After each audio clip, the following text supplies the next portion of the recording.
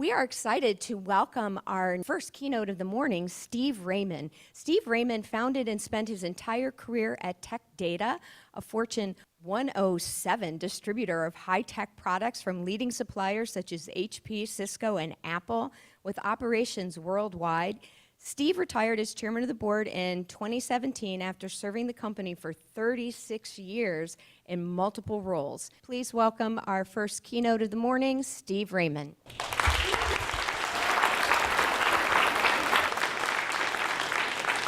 By the way, I think now, last time I looked, and I can't claim credit for this, that Tech Data's revenues as a result of growth and acquisitions is now up to about 36 billion. I think it's officially Fortune 100, maybe I think 86 on the list.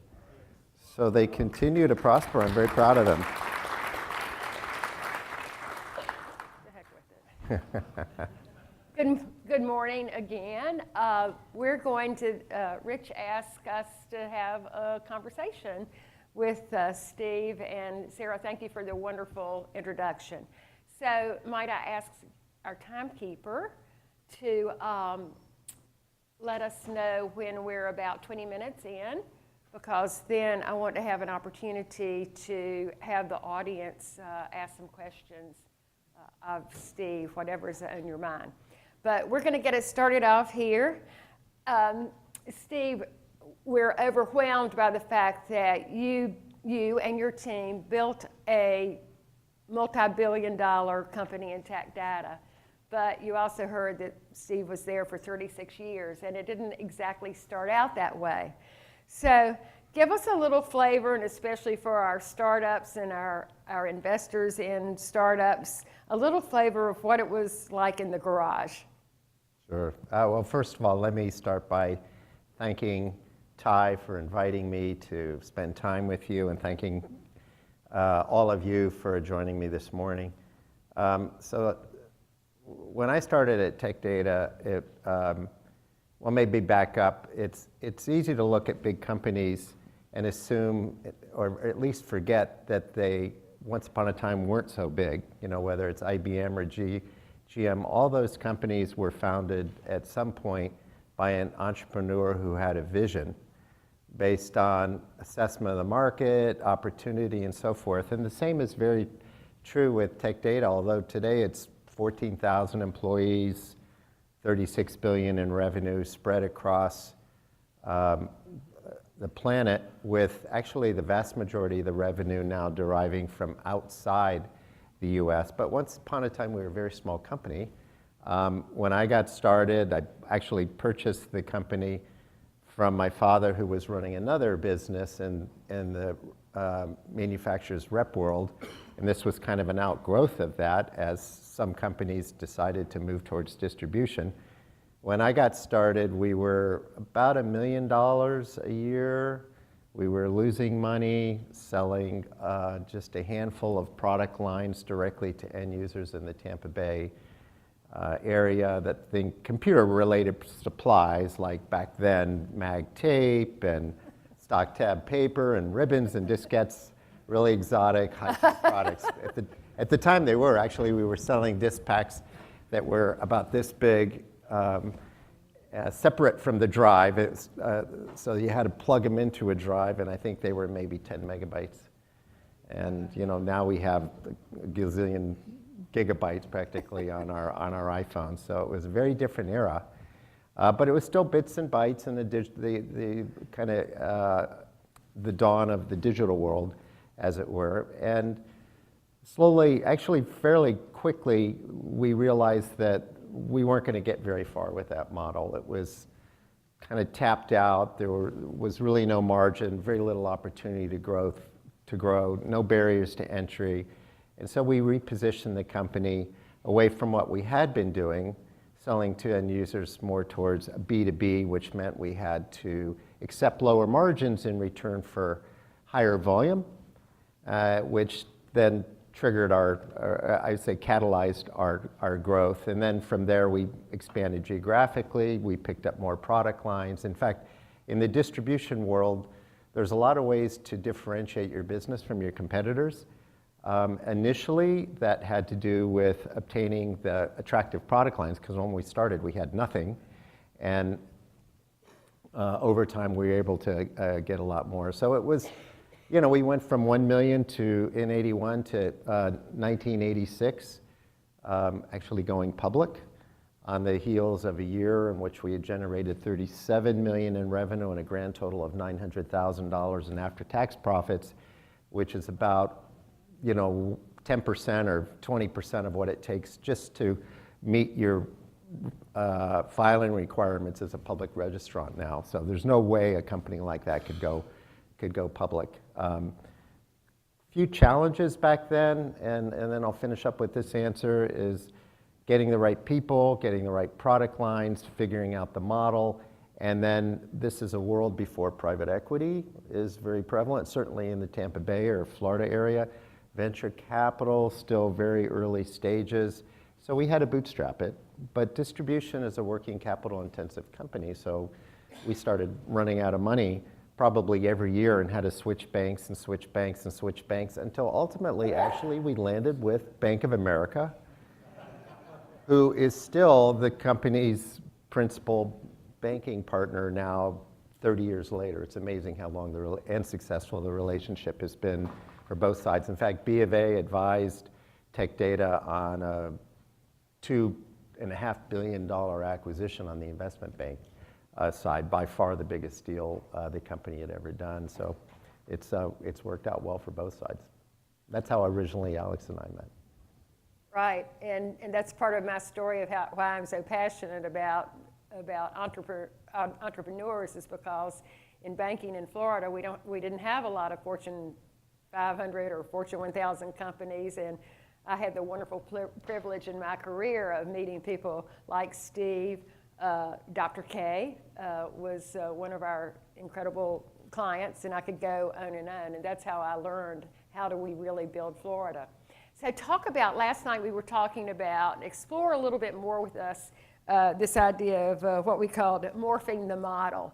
I was explaining to Steve that several of our startups at the Wave started out with thinking they were going to be a B2C business, and quickly realized that in order to scale, they had to change their story or change their model more to a B2B in order to get scale. And you said that you could relate to this idea of morphing the model of your business. So explore that a little bit more with us, because that would be instructional for our startup founders in the room.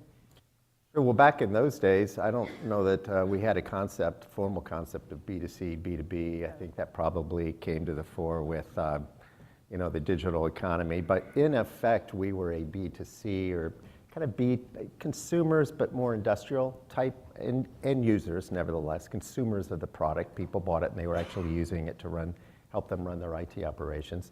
But that wasn't going to work for us. And, not that we were at the time very sophisticated about these things, but still caused us to back up and take a fresh look and go, we do have some assets. We have a warehouse. We have product lines.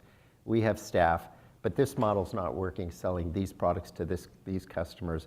We've experimented with this other kind of mail order thing, which was really kind of early days of what eventually evolved into sales over the web to either end users or B2B. And so we took stock of the assets we still enjoyed and could bring to bear, and then changed the model, and ultimately transitioning from consumers to resellers who wanted to buy a lot more product lines from us than we currently carried. So then we had to start picking up other product lines. I think the point is that a lot of times when entrepreneurs start, they might have 3/4 of the equation right, but a quarter is fatally wrong. And it's easy to sort of throw the baby out with the bathwater and say, oh, we messed up, let's start over again. But sometimes, as in the experience we actually had, I think, a germ of something, a nucleus of something that was really powerful. It was just applied in the wrong direction. So we repositioned all that capability and pointed it to a different target, and turned out to be the right target, and we had a lot of success. Thank you. I see a lot of nods and smiles in the room. Tell us, another issue that I see and observe is the issue of talent and adding employees and what kind of employees. And you're the founder. How many people were working when you got started at Tech Data? And then tell us about maybe the first 5 years of journey of having to identify talent and who you brought in. And then I want to fast forward to the Tech Data of today. You have a great story to tell about the team that's at Tech Data that you ultimately built. Well, in the early days, again, I had really no experience in business. I didn't have an MBA, so I was pretty poorly equipped for the challenge. So I had to, like a lot of us do in business and other things, kind of figure it out in real time in the real world.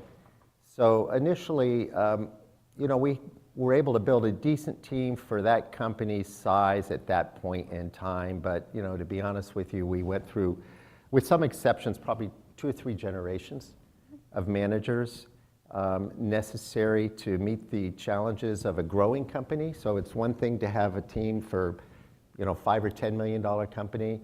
It's another thing for $1 billion company. And so some of the folks that we were working with early on were unable to make the transition.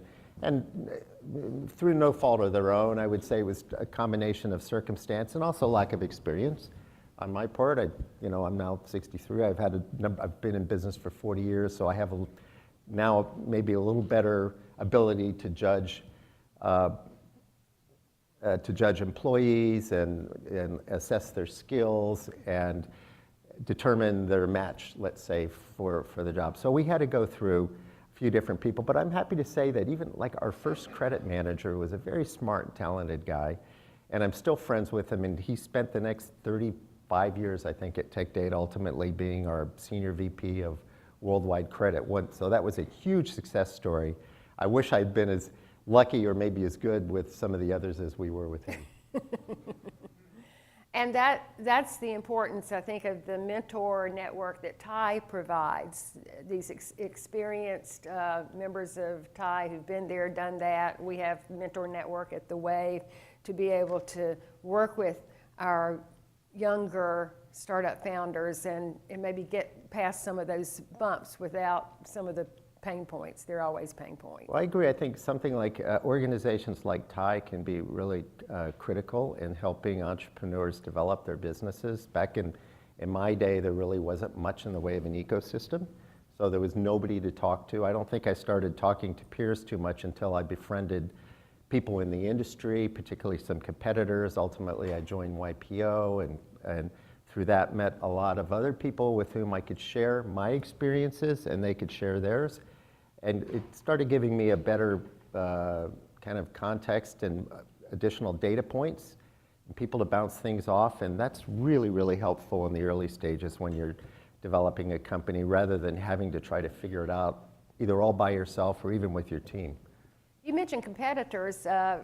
Rich reminded me that at an earlier roundtable that Steve did with a few of our startup founders that you told some stories about your relationships with competitors, and I think that would be instructional for our audience as well. Well, hopefully. I think even in today's world, your competitor quite often is quite often your collaborator in certain areas. We used to call it co-opetition. I think there's some other terms for it now. In my industry, it was kind of, the distribution community was sort of small because it was inherently a scale business. So if the industry was this big, there was only room for 3 or 4 or 5 players, and the other people, for one reason or another, washed out. So I ended up seeing a lot of some of my competitors, a couple of them who became actually important close friends and role models. I mean, part of, to the extent I've had any success, it's because I've watched people, I've observed them very closely, and I've sometimes consciously pick somebody as a role model. I want to be like that person. And one of them actually was our major competitor at Ingram. I'm still the largest, and I think Tech Data is still number 2 after them. But this is a friend of mine, Chip Lacey, and he was so curious. He has such good questions. He was so polite and courtly. I said, I want to be like that guy. He represents everything that I aspire to in terms of, you know, at a superficial level, at least in terms of his manners and presentation as a human being, and incredibly successful business-wise. And we became really fast friends, and you know, I still get together with him on a fishing trip or a ski trip, something like that, probably every year now, 35 years later.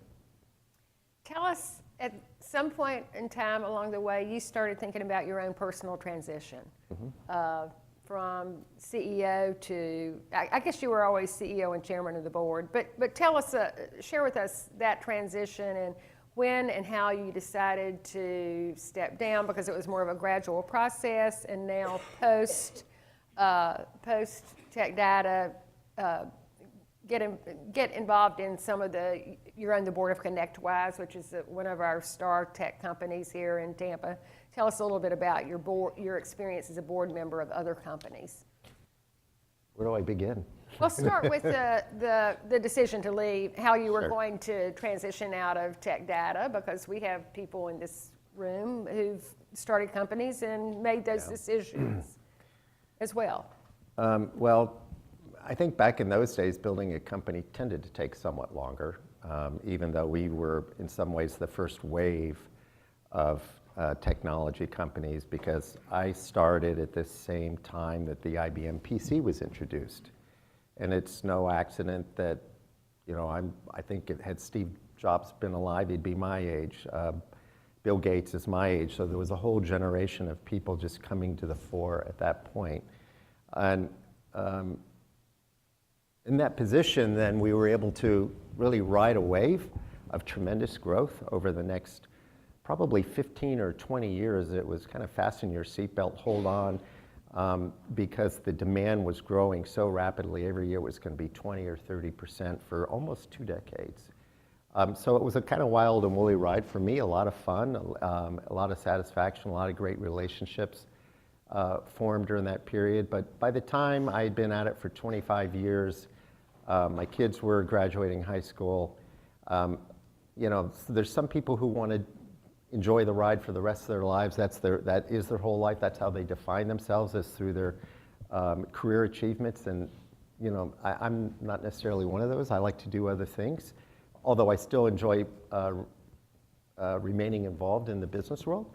So I guess it was 13 years ago I stepped down as CEO, and we recruited very successfully a successor from outside to replace me. But because I still owned a lot of shares, and Tech Data was still kind of my baby, the board consented to allow me to continue to serve as chairman for the next 10 or 11 years, until such time that Bob Dukowski, my successor, was ready to transition off. We were bringing in somebody else, and it was kind of time for the founder to make a graceful exit, rather than kind of you know, taking pot shots from the peanut gallery, as it were.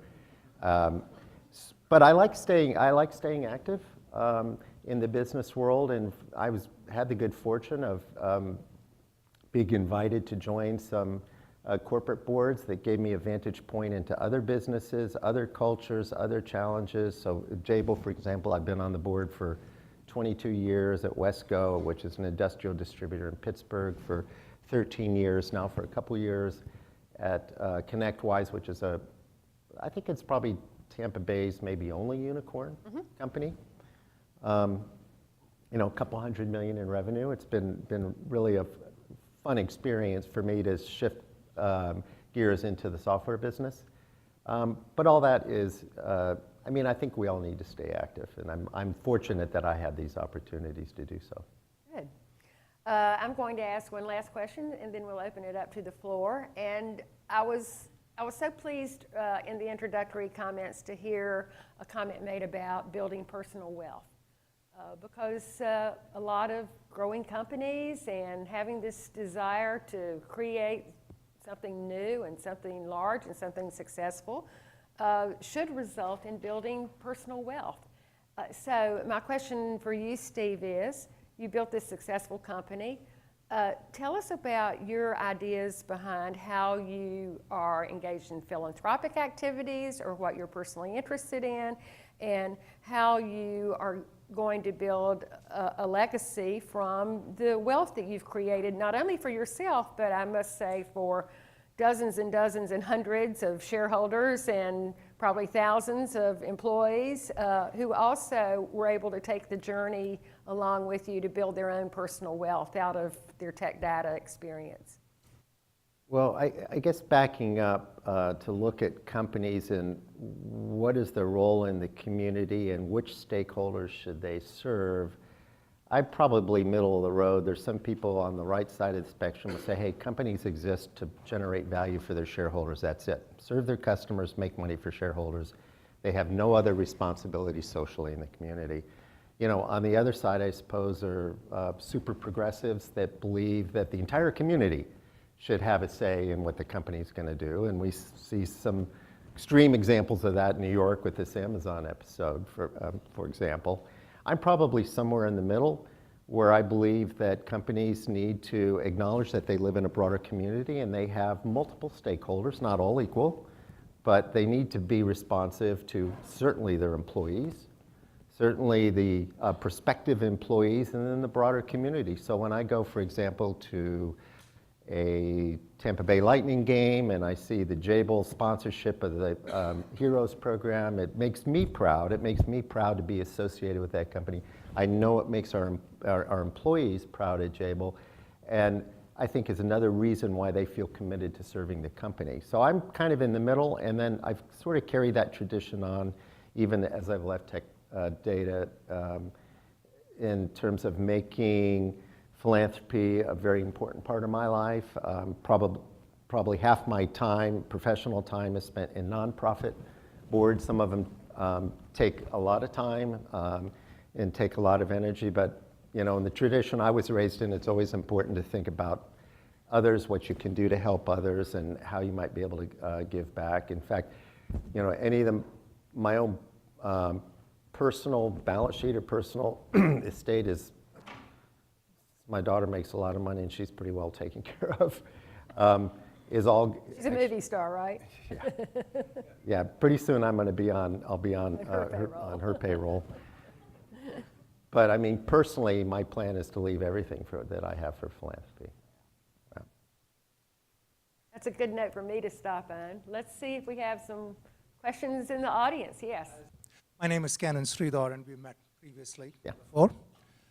So this is the first nerd question. The digital economy has clearly changed the sales channel model, as we have seen, even though some of the behemoths in the online marketplace are now buying brick and mortar facilities. Let's now think about the distribution model. Somebody like yourself or any of your other distribution competitors in the marketplace, what attributes do you envision that will change that whole distribution selling model? Because manufacturers can now, just as we have done going through Amazon in terms of consumer products, you get the same opportunity. I used to end up with this question all the time at Verizon. I looked at this product online and it is 30% cheaper than what you're trying to sell it to me for. You know, you get those types of questions. What's your view in terms of that? Distribution is still a huge part of the industry. I mean, nothing's forever, but I've personally been surprised at how resilient Tech Data's model has been. You know, 3, 4, 5 years ago, everybody would say, oh, it's all going cloud, it's all going mobile. How are you guys ever going to survive selling on-prem servers and PCs and notebooks? And the company last quarter grew 10% organically worldwide, even more in local currency. So there's still, it's amazing that they're still growing and still finding opportunities. But over the years, you know, the death of distribution was predicted because of giant specialty stores, because of mail order. But as it happens, for example, one of Tech Data's largest customers is CDW, a huge reseller who still relies on the efficiency generated by wholesale distribution. I think all boards of companies, and particularly in distribution and management, are obsessed with Amazon. And so we're constantly challenging our model and our teams with how are you going to respond to Amazon? What is your value proposition? What are the barriers to entry? Why can't they come in and take over our business? What can we do to build a better value proposition to make us more resistant and less vulnerable to disintermediation is the term they use. And surprisingly, distribution has been very innovative. Sometimes there's some significant barriers to entry that are difficult to overcome because you really can't sell certain kinds of products very easily. They require quoting and configuration and special vendor support and so on and so forth. But I think creative companies, just as we did 35 years ago, had to reinvent our business model. I think creative companies can still continue to do that and thrive even in the era of Amazon. So, Hi, Steve. Thanks for doing this. You mentioned that. Steve, introduce yourself because not everybody knows who you are. Sorry, my name is Steve Lazaridis. I'm one of the Wave founders. My company is Phonism. You mentioned that you didn't have an MBA when you started with Tech Data, and that triggered a question. How was it, if you can elaborate a little bit on the challenges of you growing as a CEO as the company grew in parallel, and what were some of the big takeaways or memories or panic attacks you may have had throughout the years? Oh, there are occasional panic attacks, but I think for me, the key was to identify really smart subject matter specialists I could lean on. So if we were hiring a CPA or a CFO, or we're hiring a logistics expert or sales and marketing expert, that I could sit in the room with them and hear their perspectives and try to piece together through all these conversations a broader picture of how we needed to unite, collaborate to get the job done. So it was really kind of on-the-job training, and that's why I really enjoyed going to these kinds of events. When I was younger, many of them vendor-sponsored, so Intel would have a channel partner conference, Andy Grove would hold forth, and I would take copious notes and learn as much as I could from Andy. Microsoft would do the same thing, and we'd have Ballmer and Gates there, and they're kind of sharing their vision for where the industry is going, and also taking copious notes, plus hanging with my competitors or my customers. So there's countless opportunities to learn about how to run a business from people you work with every day, from customers, from suppliers, and other partners you work with in the course of building your business. So, my advice is be curious, ask a lot of questions, and never stop learning. And having known Steve for many years, and you can see from this conversation, he's an incredible listener. So getting those listening skills down, listening and learning is just critical. I think we have a question in the back.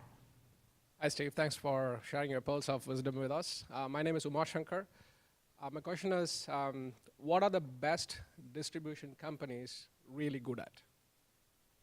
Yes, I'm sorry? What are the best distribution companies really good at? Is that? It kind of, not all distribution companies are equal or alike. I mean, it sounds simple. They buy inventory and resell, but depending on the industry, how that is done can vary dramatically. I mean, at its core, Amazon is a distribution company, arguably the best in the world at B2C distribution. When you talk B2B, you have to back up and look by industry who are the major players. So if you were, electrical components, you'd probably say Arrow today. In computers, I think Tech Data is pretty good, as it happens. In industrial electrical products, it's somebody else. So again, it depends on how well a company is executed against the demands of their specific industry, and there really is a lot of variety. I've served on boards of 2 distribution companies, and then with JABIL, a contract manufacturing company that's built stuff for many of the vendors Tech Data represented, and could see what was going on in their business. But it really does vary. It's quite specific by industry. Good. Do we have one Over or two here? last Yes. questions? our illustrious We president. can't see you. Hi, Steve. Hi. Thank you for doing this for us. We appreciate.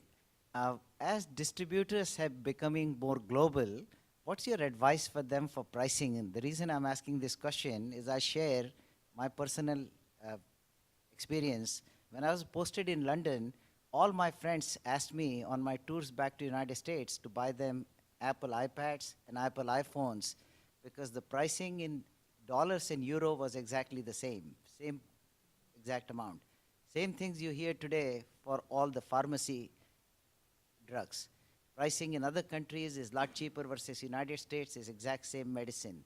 So how does a global distributor manage pricing? Because of digital environment, people have access to pricing everywhere today. Well, it's an interesting question, actually, and the example of pharmaceuticals is one in which it's difficult to compare country to country because there's so much regulation that limits the normal function of a free marketplace, as it were.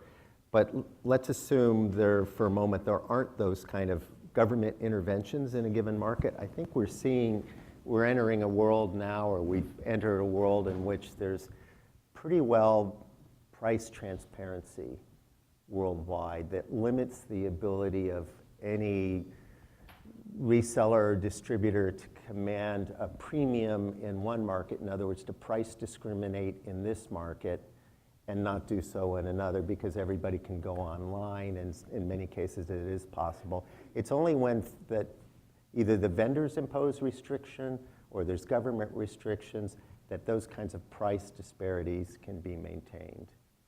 Otherwise, people will buy wherever they want in the world, and it becomes kind of a place of perfect competition and transparency. So, Steve, on that note of when price is transparent and where do you find, I mean, all things are equal, as a company, how do you get competitive advantage in a marketplace that's becoming flat and frictionless?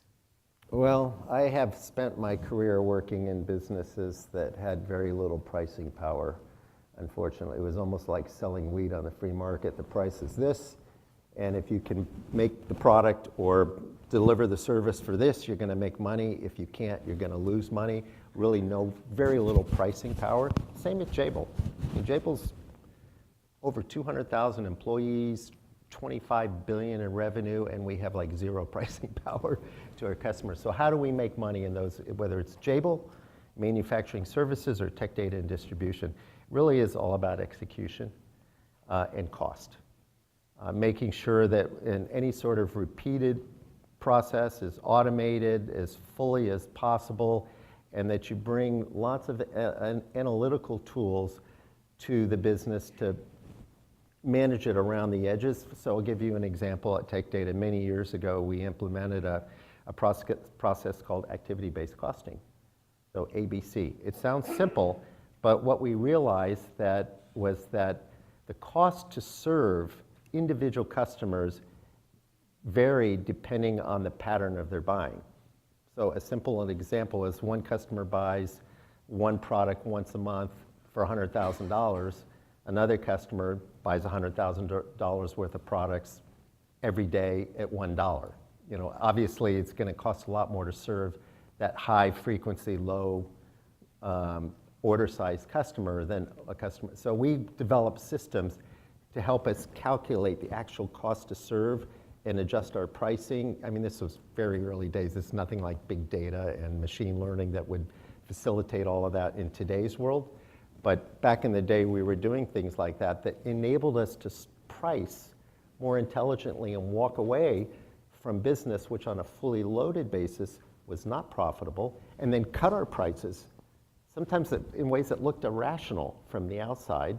But we realized we were able to learn through our analytics that the cost to serve these customers was so low we could afford to price lower. So that would be an example of how we differentiate. So in distribution, a lot of it is really managing your product mix, your customer mix, and then pricing around all of that. Fascinating. One last question, and then I'm going to ask you for last words of wisdom for this audience. I'm warning you ahead of time. Along those lines, Steve, back to the topic of... Could you introduce yourself, please? Oh, I'm Ron Pollack. I'm a board member of TIE. So we're here to foster entrepreneurship as one of our missions.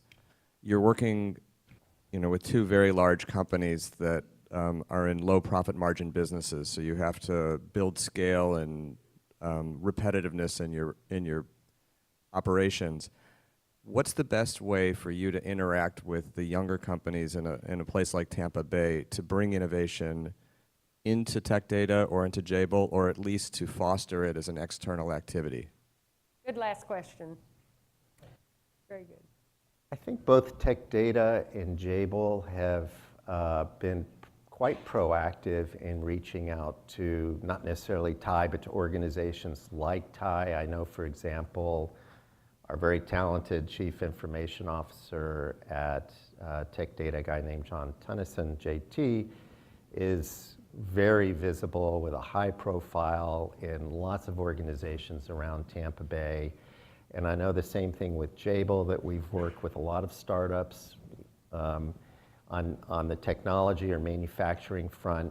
So these companies need to be involved. We're always looking for more talent to inject into the company, looking for ideas we can apply to our companies. So it's really incumbent upon these big companies to have programs to reach out to the broader community, and I feel pretty comfortable that both of them do. Great. Yeah. Last words of wisdom. Well, it takes a lot of... Parting thoughts. Yeah. I guess when I look back on my own experience, I realize how many needles we had to thread to get to where we were, and that the odds were stacked pretty highly against us.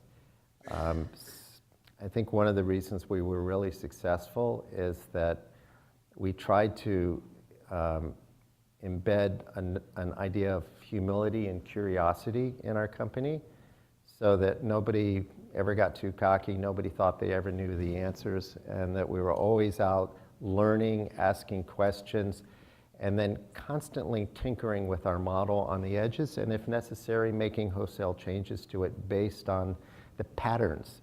I mean, that's such a big part of success in business, is pattern recognition, being able to identify trends early on, and then kind of a bias towards action, and responding to that quickly. And I've been in companies where the response is not so quick, and they've suffered the consequences. I've been in companies, or been involved with companies, where they respond really fast and get ahead of the curve, ahead of the pack, and position themselves, sometimes for a very long time, for a lot of success down the road. So those are my words. Fantastic. Wisdom such as they may be. Let's give Steve Raymond a big hand. Thank you.